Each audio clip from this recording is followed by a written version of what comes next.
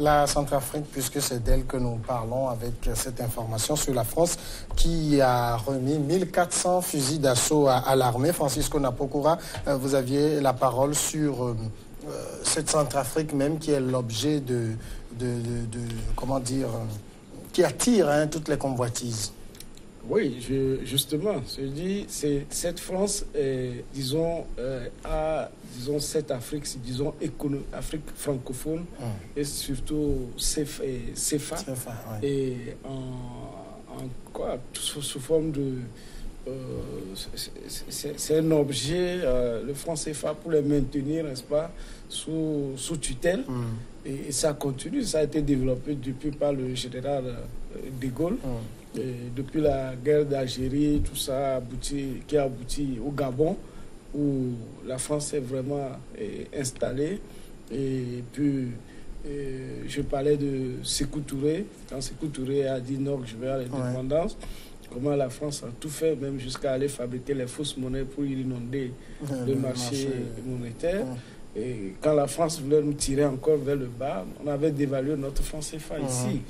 Donc, quant à ce qui consiste, disons, à céder un plan de son marché, et, par exemple, la sécurité du président de la Centrafrique aujourd'hui aux Russes, c'est comme ailleurs, ou peut-être au Togo, où on dit que c'est peut-être l'Israël qui détient une partie, mais ils ne vont pas tout prendre. Il y a une partie qu'on peut leur concéder, mais ils ne peuvent pas décider aujourd'hui que telle personne ne sera plus président, sauf si la France valide. Bon, en fait, c'est nous, notre lecture de la chose, ça peut évoluer selon les auteurs. Alors, jamais entre la France et la Russie, laquelle est bien pour la Centrafrique? Il appartiendra aux Centrafricains de répondre. D'apprécier. Mais c'est un pays abandonné, c'est un pays divisé, c'est un pays en proie à plusieurs aléas, des souffrances, la misère. C'est un pays de un peu plus de 4,6 millions d'habitants. Donc plus de la moitié aujourd'hui vivent pratiquement dans la famine. La quasi-totalité du pays vit dans l'insécurité avec les coupures de route, les braqueurs et tout ça. Donc le pays a besoin de redevenir un pays normal. L'État n'existe pas véritablement. Un État sans sécurité n'existe pas véritablement parce qu'il n'arrive pas à se déployer sur tout le territoire. Et aujourd'hui, les Centrafricains sont ouverts à toute collaboration. Donc on ne peut plus dire les partenaires traditionnels, c'est la France. Il y a des liens historiques, mais en même temps, les Russes sont efficaces. Bon, les Chinois, c'est vrai qu'ils ne se mêlent pas beaucoup des affaires politiques intérieures des pays, ils ne se mêlent pas beaucoup des affaires sécuritaires. Ils auraient pu aussi être des partenaires intéressants pour la Centrafrique. Mais aujourd'hui, le pays ne peut pas se permettre de dire on refuse telle offre de collaboration. Ils sont bien obligés à partir du moment où les Français sont partis. Les Russes reviennent s'installer. Les Français se rendent compte que leur absence leur crée à eux-mêmes du tort. Et donc, ils commencent par revenir. Mais les Centrafricains aujourd'hui ont besoin d'aide. Ils en ont besoin de la part de l'Union européenne, ils en ont besoin de la part des États-Unis, tout cela. Mais comme c'est une ancienne colonie de la France, on dit que... Mais les rapports évoluent. C'est vrai que je n'étais pas totalement d'accord quand on dit que c'est la France qui maîtrise tout, qui pille tout. Non, aujourd'hui, les pays ont une petite marge de liberté. Pour collaborer, vous verrez par exemple sur le plan commercial que la France n'a plus la quasi-totalité des marchés, comme avant. Aujourd'hui, vous avez les Chinois qui sont très présents dans de nombreux pays. Vous avez un pays émergent comme le Sénégal ou des pays comme la Turquie, donc sont très présents dans certains pays.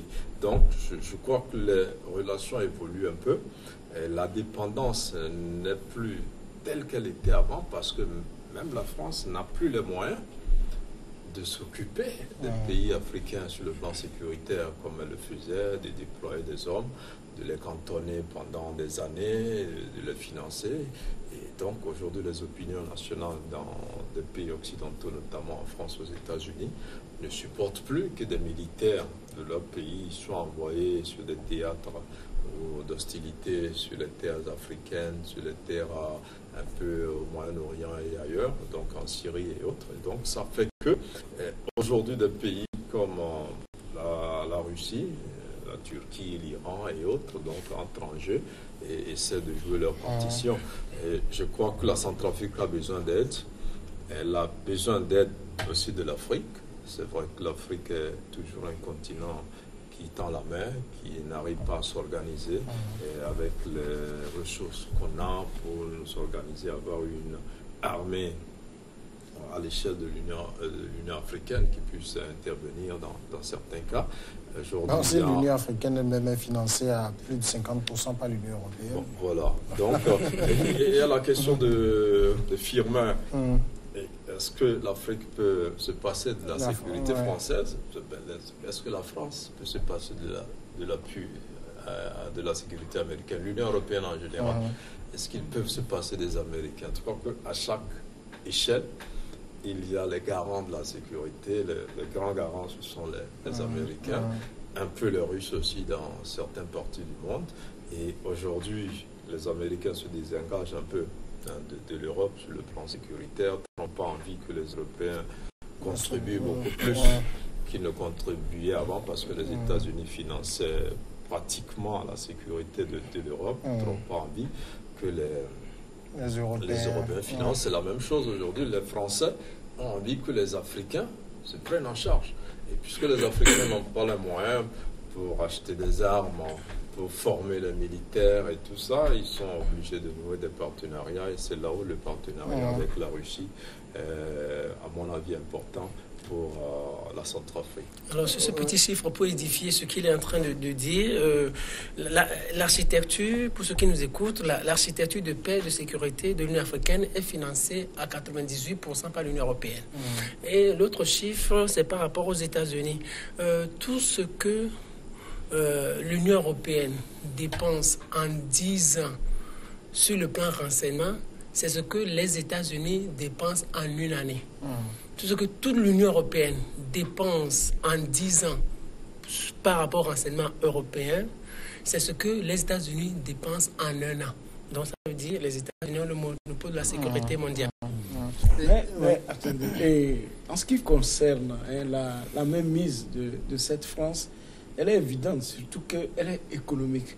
Quand nous prenons, bien sûr, le Togo échange beaucoup, par exemple, avec la Chine. Aujourd'hui, qui échange avec la Chine. Aujourd'hui, disons, la Turquie qui est vraiment en train de faire un grand travail d'approche vers les pays et puis choses. Mais vous ne pouvez pas voir aujourd'hui une banque chinoise s'installer dans nos pays. D'accord. Les banques financent, les banques chinoises financent énormément. Les banques chinoises financent, mais le retour passe toujours par, n'est-ce pas, la BCAO, qui doit passer toujours par la Banque de France et autres. Donc là, que vous contourniez par le commerce et autres, et ils ont toujours leur avantage et qu'ils ont au niveau financier. Oui, ça, même au niveau financier, même l'euro aujourd'hui doit sa sécurité au dollar. Oui, ça. Toutes ces monnaies-là. Oui, mais lorsque nous, les pays francs CFA, nous voulons évoluer vers le dollar, on passe par l'euro pour payer en dollars, payer en yens. C'est-à-dire qu'on se demande toujours pourquoi nous... Non, mais c'est le circuit. Non. Par exemple, aujourd'hui en Chine, avec le naira nigérian, vous pouvez faire les affaires directement. Oui, avec le CFA togolais, vous ne le faites pas. Non, la Chine a choisi, par exemple, a choisi un pays africain, le Nigeria, où il y a un échange direct. Parce que on peut faire des affaires directement au Nigeria en Chine sans passer par le Nigeria, c'est un grand pays. On ne peut pas comparer l'importation, la consommation nigérienne par rapport à la consommation d'un pays comme le Togo. Même quand c'est dévalué, si la dévaluation a ses effets, le naira a été dévalué, ça veut dire que le pays, en choisissant peut-être la dévaluation, puisque c'est leur propre monnaie, a voulu attirer, n'est-ce pas, Non, excusez-moi.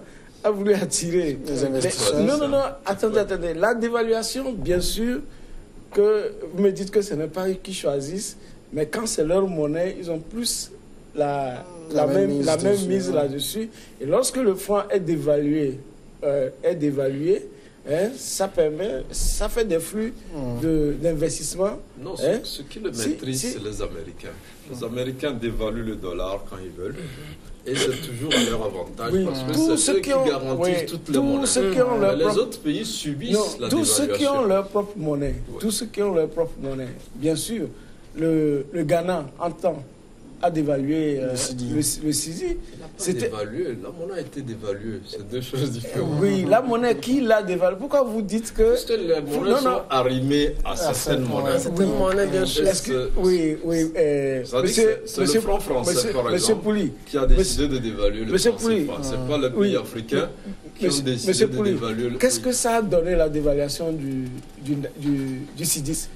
Aujourd'hui, la dévaluation du CIDIS a permis en quelques années de combler et disons le vide, c'est-à-dire que la crise économique qui est arrivée, ça a permis de résoudre la crise. Mais chez nous, lorsque ça a été décidé comme vous le dites, par la France, par la France, ça n'a réglé aucun problème au Ghana. Par la France de dévaluer le franc CFA. Par la France de dévaluer le franc CFA. Le franc CFA est utilisé par plusieurs pays de la zone qui ont des niveaux de développement et choses un peu différentes, qui n'ont pas les mêmes réalités. Donc, certains pays ont plus subi le poids que d'autres. Est-ce que vous voyez? Donc, en fait, c'est un peu... D'accord. On va quitter la Centrafrique.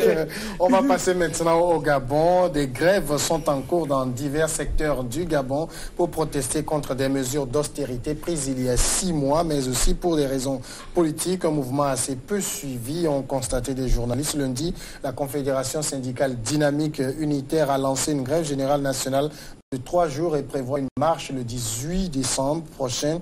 Cette grève était peu suivie dans les administrations, les douanes, les transports ou encore l'enseignement, alors que Dynamique Unitaire évalue la mobilisation à plus de 60% sur le territoire germain. Pour lui, voilà un pays, d'abord, si on retourne quelques jours en arrière avec les problèmes de santé du président, les Gabonais n'ont pas semblé du tout réagir. Les Gabonais vivent une situation d'austérité décidée par le Gabon pour faire face aux problèmes économiques. Les syndicats appellent à une grève qui n'est pas aussi vraiment très suivie. C'est quoi, les Gabonais ont décidé de subir comme ça? Non, je crois que les syndicats en dynamique unitaire, précisément dont le leader est très proche de Jean-Pierre, a commis une erreur. D'abord, il a appelé à la grève en appelant la démission de la présidente de la Cour constitutionnelle qui avait révisé la Constitution donc, le mois dernier pour permettre au vice-président donc, de pouvoir exercer une bonne partie des prérogatives du chef de l'État. Alors, à partir du moment où un syndicat politise un mot d'ordre de grève, mais les conditions de vie du travailleur n'ont rien à voir avec la présidente de la Cour constitutionnelle. Donc, on sent que derrière, il y a une manipulation politique et je crois que la dynamique unitaire parle de 60% de grève suivie, mais je crois que ce n'est véritablement pas le cas. Donc, dans plusieurs secteurs, d'autres qui voient les choses sous un autre angle, on dit qu'il n'y a même pas 3% de travailleurs qui ont suivi cette grève-là, juste parce que la grève a été politisée d'abord, avant de revenir sur l'austérité qui intéresse les travailleurs, parce qu'il y a eu quand même des mesures importantes et assez graves prises donc, par l'État gabonais en juillet dernier à travers une loi de finances rectificative dont l'objectif était de gagner environ 170 milliards. Donc en faisant des coupes importantes, en supprimant pas mal de choses, en réduisant les salaires par exemple à 10%, en réduisant à 25% les frais d'émission, donc un certain nombre de choses, en réduisant réduisant l'effectif à la présidence, dans les ministères et tout ça. Et puis, entre autres aussi, en supprimant les concours de recrutement et d'entrée dans certaines écoles professionnelles. Donc, tout ça a fait que, bon, les Gabonais ont été affaiblis sur le plan financier parce qu'il y a eu une réduction de salaire, il faut le dire. Et le syndicat aurait pu mettre ça en avant. Mais je crois qu'il y a une situation qui est. Et le FMI est passé au Gabon dans le mois de juillet, il a travaillé avec le gouvernement et puis même, je crois que ces mesures iront même jusqu'aux membres du gouvernement. Ils sont aujourd'hui 41 ministres et ministres délégués pour un petit pays comme le Gabon. Je crois que très bientôt ils vont réduire le nombre de ministres dans ce pays. Et cette grève aurait pu porter des fruits si elle n'avait pas été trop politisée. Oui. Et donc un syndicat, c'est vrai, les syndicalistes font de la politique, mais de façon assez déguisée. Mais quand c'est ouvertement comme ça, on s'en prend à la présidente de la Cour constitutionnelle pour demander sa démission, ça, je ne pense pas que ça entre dans le cadre de l'amélioration des conditions de vie et de travail de ceux qui travaillent au Gabon. C'est vrai, Firmin Tekou, on n'a pas compris cette prise de position d'une centrale syndicale dans un débat politique. Non, c'est normal. Mais même en France, les syndicats sont manipulés. Ça a toujours été comme ça. Quand on trouve une petite brèche sociale, on peut en profiter sur le plan politique. Et c'est ce que j'aimais essayer de démontrer tout à l'heure. Mais c'est parce que le pouvoir lui-même est en train de laisser des brèches. Et c'est pour cela que sur le plan social, on en profite énormément. Vous savez, ce qui est en train de se passer, c'est quoi qu'on puisse dire, quoi qu'on puisse reprocher aux syndicats, si on peut parler de manipulation politique ou autre, si on n'arrive pas régler le problème lié à l'austérité, il y aura toujours ces situations de tension qui arriveront, que le Gabon connaîtra. Pourquoi? Ce qui est en train d'arriver aujourd'hui n'est que la conséquence directe de la mauvaise gouvernance. La conséquence, tout le monde le sait, quand Ali Bongo arrivait au pouvoir, il avait son projet, l'avenir en confiance. Et après, ce projet est transformé en plan stratégie Gabon émergent. Maintenant, pour dérouler son projet, il s'entoure des gens qui ne maîtrisaient même pas tout le contenu de son projet. Il fait venir des gens qui ne comprenaient absolument rien. Donc, on remet de l'argent aux gens pour gérer des projets. Et les gens n'arrivent pas à rendre compte et ils ne réalisent même pas ces projets-là. Vous imaginez qu'en 2012, il y avait la commission de lutte contre l'enrichissement illicite qui avait essayé d'établir un rapport et de le rendre public et qui dit que de 2009 à 2012, plus de la moitié du budget de l'État a disparu dans la nature. Vous imaginez? Et jusque-là, aucune enquête n'a été menée pour savoir qui a fait quoi. Et l'autre chose qui est aussi importante, la plupart des projets qu'avait présenté Ali Bongo étaient des projets très ambitieux. Mais ces projets ont été présentés avec des fonds débloqués, bien sûr.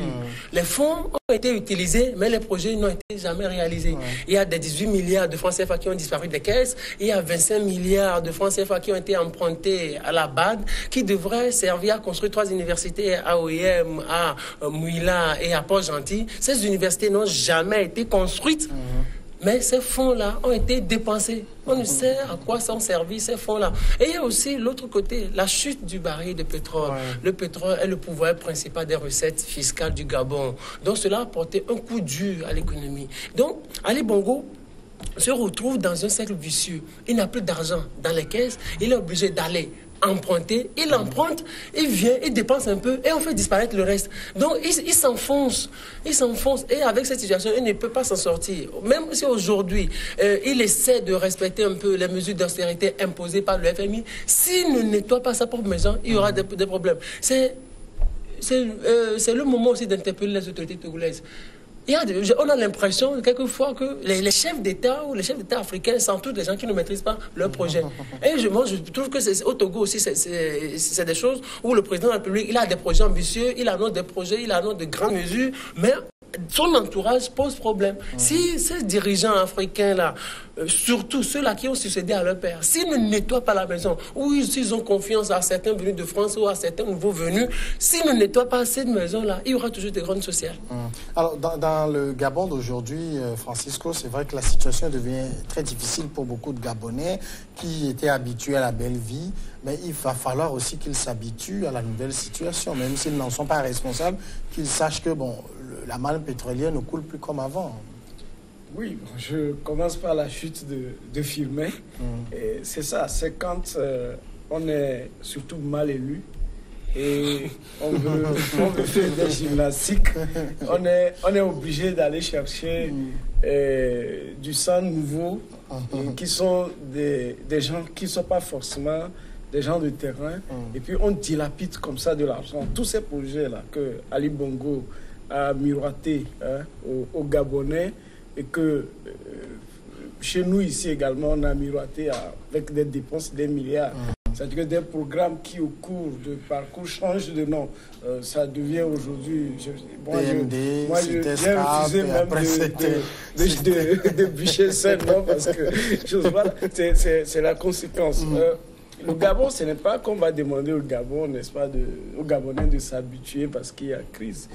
Le Gabon a nourri la France et les pays pendant des années. Et puis, aujourd'hui, il y a les gilets jaunes qui sont sortis en France. Et bien, face aux gilets jaunes, le président français Macron a fait beaucoup de récessions et de concessions. Et il y a le SMIC qui sera revu à la hausse. Il y a des taxes qui sont en train d'être suspendues. Où est-ce qu'il va trouver de l'argent pour financer? Si ce n'est pas sur le café de la Côte d'Ivoire, qui aujourd'hui... Non, mais écoutez, aujourd'hui... Le prix de ces matières premières qui constituent, par exemple, le café cacao qui constitue la première richesse de la Côte d'Ivoire et, disons, et puis du Ghana aussi à côté, et quelque part du Cameroun, de bons revenus, et le prix est tellement bas. Et selon les prévisions, les prix iront toujours à la baisse. Mais lorsque les gens vont les acheter et aller fabriquer, quand la plaquette de chocolat nous arrive ici, ou bien la boîte de café, quand ça nous revient, c'est toujours à des prix élevés. Donc, en fait, nous continuons nos pays africains, et par faute de management, parce qu'on n'arrive pas à installer les usines appropriées pour faire les transformations et autres. Donc, comme ça, on va toujours, notre économie est demeurée extravertie. On va toujours continuer par envoyer les matières premières de l'autre côté qui vont faire de la main-d'œuvre. Et Macron, lui, il paye l'allocation des comment l'appelle-t-on, des chômeurs. Et au Togo, l'université, on n'a rien du tout. Et on n'a rien du tout, même les aides. La dernière fois à Kara, il a fallu que les étudiants sortent et qu'on déverse les militaires. Après, on a fermé l'université. Mais ça, ce n'est pas une gestion de pays, ça. Macron est sorti, dit, j'augmente le SMIC de tel montant, je suspends ça, je suspends ci. Ils ont déjà fait le calcul sur l'Afrique. Et qui... non, mais s'il n'y a pas, la ressource n'est pas... Mais on sait que Macron aussi était dans une logique de faire serrer la ceinture aux Français. C'est les violences des manifestations qui l'ont amené à rétro-pédaler. Oui, j'ai toujours dit les Français ne sont pas habitués. Donc, la logique d'austérité, elle est partout. Au sacrifice. Les Français ne sont pas, ils n'arriveront jamais. La France n'arrivera pas. Moi, je le dis aux Français, ils sont trop paresseux. Ils ont tout. Ici, nous, on n'a pas d'allocation de chômage. Nos étudiants, les étudiants n'ont pas de bourse. Et les étudiants payent cher même la scolarité. Et puis, Macron, lui, il a même augmenté la scolarité pour les étudiants étrangers. Parce qu'il a besoin d'argent. Oui, ce qui est anormal. Il a besoin d'argent. Ce qui est anormal. Mais chez nous, comme au Gabon, si... Même ici au Bénin, les étrangers paient plus cher que les nationaux. Au Gabon, ou comment l'appelle-t-on, c'est pas une justification parce que c'est de chez nous la matière première part. Au Gabon, où le Gabon, du Gabon part le pétrole, le bois. Je dis ne serait-ce que l'argent du bois et autres vers l'Occident et dire que les Gabonais n'ont plus de quoi satisfaire leurs besoins. On connaît les Gabonais quand on dit dans nos pays que quelqu'un est gabonais, c'est qu'il est tellement futé ou à la fin du mois... Bon, ils ont eu leur période de vache grasse, hein. Peut-être qu'il faut passer aussi par la vache maigre. Oui, justement, c'est le statu quo. Si il y avait eu des réflexions, par exemple les projets où on dit tout un budget, hein, la moitié du budget par exemple, qui disparaît, et on ne cherche même pas à savoir où c'est passé. Donc on ne peut, c'est la mauvaise gestion. Ce n'est pas fondamentalement le manque de ressources. Si un budget, c'est les ressources qui ont été déjà concentrées pour être dépensées, qui sont projetées être concentrées, où les gens ont vu que telle structure doit amener tel. Et puis c'est arrivé. Et les gens ont pu dépenser sans rien faire. En fait, ce n'est pas manque de ressources pour le pays, c'est la mauvaise gouvernance. La corruption. L'autorité doit y faire face. Lorsque je reviens à la grève... On va marquer la pause parce que le temps est déjà parti. On va suivre le journal et on revient après.